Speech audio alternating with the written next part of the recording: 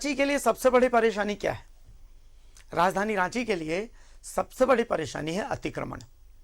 राजधानी रांची में न सिर्फ जलाशय के इर्द गिर्द अतिक्रमण है, बल्कि रेलवे लाइन भी अब इसकी जद में है।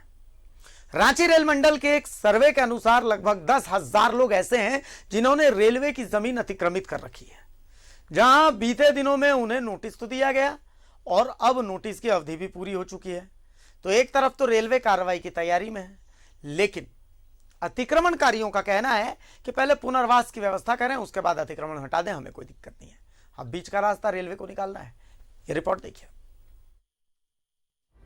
अतिक्रमण बना जी का जंजाल, रांची की परेशानी बना अतिक्रमण।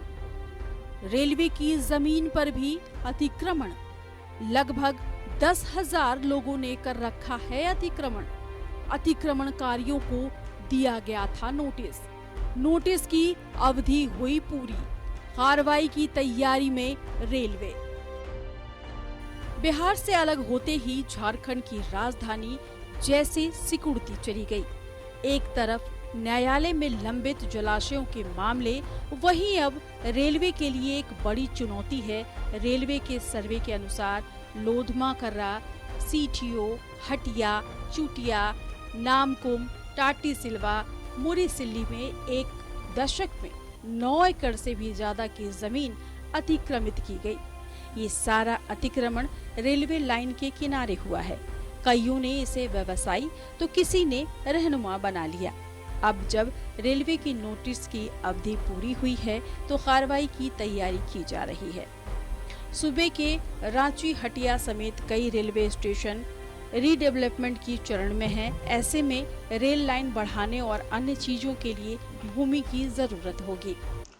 रेलवे रांची डिवीजन पूरी तरह से प्रतिबद्ध है कि हमारे यहाँ जो भी अनधिकृत रूप से रह रहे हैं, जो भी एनक्रोचमेंट है, उसको आइडेंटिफाई किया जाए और फिर उस जमीन को मुक्त कराया जाए। क्योंकि आपको पता है कि रेलवे में बहुत सारे डेवलपमेंटल प्रोजेक्ट्स चल रहे हैं और हम लोगों को इस सारी जमीनों की आवश्यकता पड़ती रहती है।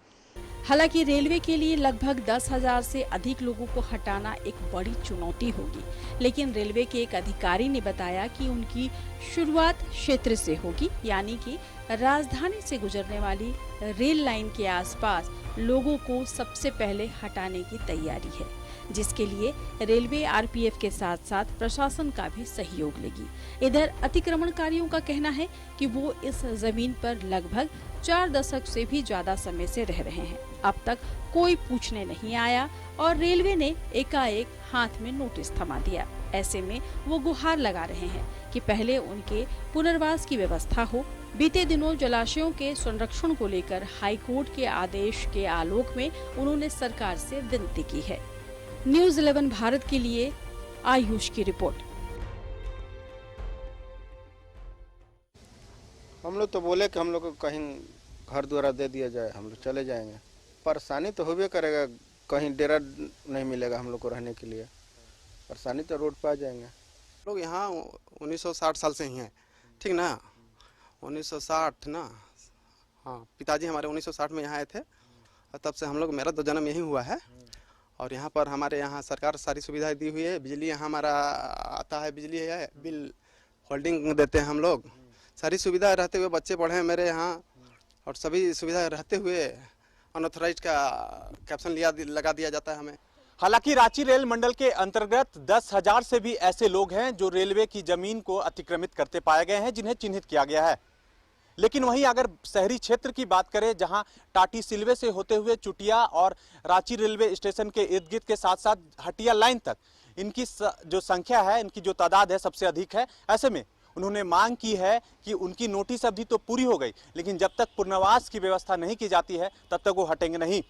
अपने सहयोगी मंटू यादव के साथ मैं आयुष चौहान, न्यूज़ 11 भारत, रांची।